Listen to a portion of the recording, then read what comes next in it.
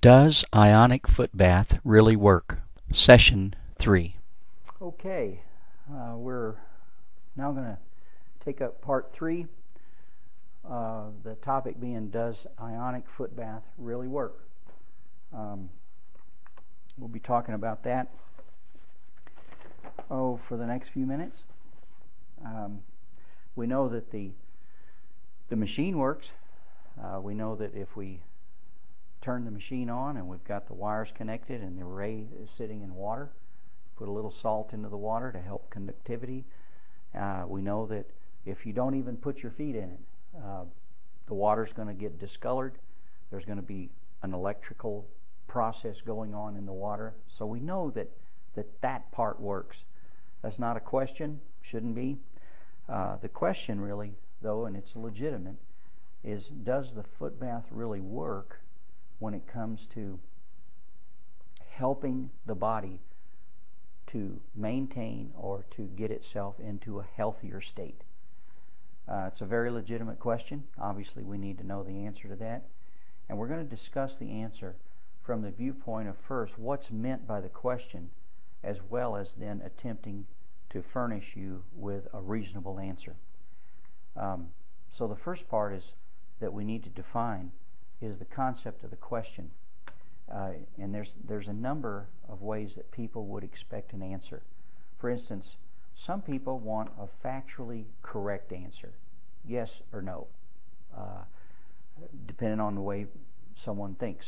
It's not as easy to say yes or no unless you can explain why, or it's not as, I guess anybody can say it, but how do you know that?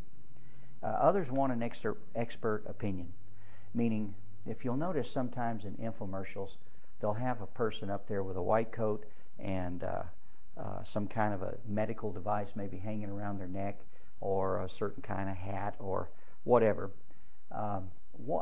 Many times these people are not medical doctors, but they want to give you the impression that they are. Why?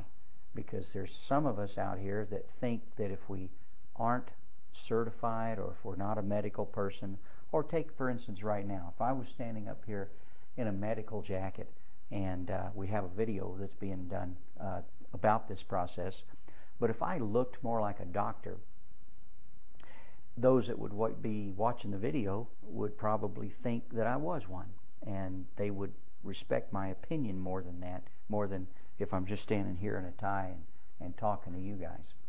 But so again, there's some people that want to have an expert opinion. And then there's others that they're not really concerned with an expert opinion. They just want to hear a well-reasoned out judgment or argument or statement, something that makes sense to them. So in the case of a factually correct answer, again, some people just want a yes or no. Does it work? Does it not work? But many times something isn't as simple as that. For instance, here's a question. Will an ionic foot bath cure cancer? Well, probably not directly. But here is what you have to think about when you say, will it cure cancer? Well, if over time, let's say there was a toxic situation within the body that was the cause of the cancer, at the very least, if you were to remove the toxicity, it would help towards the possibility of winning the war in someone's body that's being ravaged by cancer. In other words, if you take out the cause, it doesn't necessarily cure the cancer, but it allows the body to cure itself because the cause is gone. Hopefully that makes sense. So let's look at it another way. Let's assume that the risk of lung cancer is increased by smoking. Now, we all know that that's a true statement. If you smoke, the odds of you getting cancer are higher than if you don't, or lung cancer. So it really just makes common sense that if you take away the cause, you take away the effect. There's usually a cause and an effect. So in the same way, reducing the toxic overload that we find ourselves in today, then indirectly the body is able to do more of what it's designed to do, and that is to stay as healthy as possible by eliminating as much trash that it has in it. I don't think it can be debated by anyone that your body, that my body, needs all the help that it can get in today's world of toxins that's in just about everything that we eat, that we drink, that we smell, and that we touch. You may or may not be aware that years ago they put chemicals on children's pajamas to help decrease the cause, or to decrease the possibility of them catching fire. It was a fire retardant. The problem is that the body absorbed these toxins from these chemicals and ended up causing cancer. So they took them out of the pajamas. From what I understand now, though, they put them into some of the bed mattresses and stuff. So, you're always going to have this stuff out there. So what you want to do is have something that helps you get rid of it. Obviously, we can't stop everything that we do. I mean, some of the fabrics and things that we wear have toxic stuff in them. They also produce, depending on how much nylon and things, they produce electrical charges as they rub together. You can touch stuff and have an arc come out, depending on, like if you walk across carpet. So we have all kinds of toxic issues that we're faced with every day. So let's take another view of the question. To some, if the answer doesn't come from a medical doctor, as I mentioned earlier, then the answer is just an opinion. But some will write off a doctor. Here's another issue that has a blend of natural medicine versus a doctor whose practice and bend is toward more of the mainstream AMA, or the American Medical Association, and FDA-approved drugs and treatment. One answer is accepted because of the source of the answer, and another is rejected. And I guess to explain that a little further is, if you're a typical mainstream medical doctor today, people that hear you could accept what you say because of all your training, but then there's also a group that'll reject what you say because you don't think naturalistically. Hopefully, you know what I'm talking about. Okay.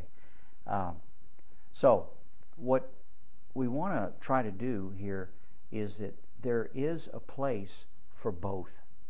There's a number of things from a naturalistic standpoint that we want to do that helps the body, but sometimes we can get into such a condition that we have to have the modern technology and such to get rid of things or to help us.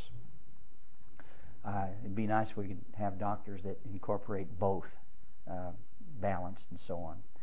So anyway, let's just lay out a few facts. So first, the objective of an ionic detox machine is simply to generate ions, negatively charged ions, in water, and it does that. Then these ions can be and are absorbed through your feet when you put your feet into the water. There's no question about that. It'd be like if you took gasoline and put your feet into gasoline. You're going to absorb it. Years ago there was, I can't remember the movie, but someone was painted with paint and they absorbed so much of it that they died. I don't remember what the thing was, what kind of paint it was used, but at any rate, the fact is, if you put your feet into ionized water, you're going to absorb the ions. That's the way it works. Also mentioned in session 2 was that we know from the work of the two guys that won the Nobel Prize that there are channels, there are things within the cell membrane of our body that allows these ions to be absorbed. So we know that works. And we know that increased ionization within the body benefits the body. Just a cold fact. So thus far, we aren't in the realm of opinion. The things that I'm talking about here is just scientific fact. So now, by simple conclusion, we want to just take this to where the conclusion is that if the body is empowered through the increased level of negative ions to assist the organs of the body to operate at their maximum elimination capacity, thus to dispose of excess toxins through the urine, fecal matter, through breathing, through perspiration. How can it possibly not be helpful? Any improvements that we can make in assisting the organs of our body to do their job cannot be disputed by either a traditional AMA, FDA doctor or a doctor who favors natural treatments. In other words, if the body is getting rid of junk, I don't care which side of the fence you're on, neither one will say that's not good for you. So now, to readdress the question, does an ionic foot bath really work? Well, I hope you can now see that we have to frame the question in more relative terms. And we have to approach the answer by a bit of thinking and some logic. So yes, it does work, as we've discussed, when it creates the maximum healthy environment for the body to function at what it does best, which is naturally eliminate toxins. What happens is if the body is overloaded and it's too much, it can't get rid of them correctly. So we want to help the body do that. It's like having too many cars trying to get on the exit of our interstate. You can only exit so much, and so what you want to do is build a bigger exit to help the body, in other words, empower it to get rid of more than it would normally do. The question then says, will it cure a specific situation or a condition? Again, maybe it can and maybe it won't. It depends on both the cause of the problem as well as the stage of the condition. I hope that you can see that it'll create the best possible environment for your body to cure conditions that are caused by toxic overload, but the foot bath in and of itself won't cure the disease.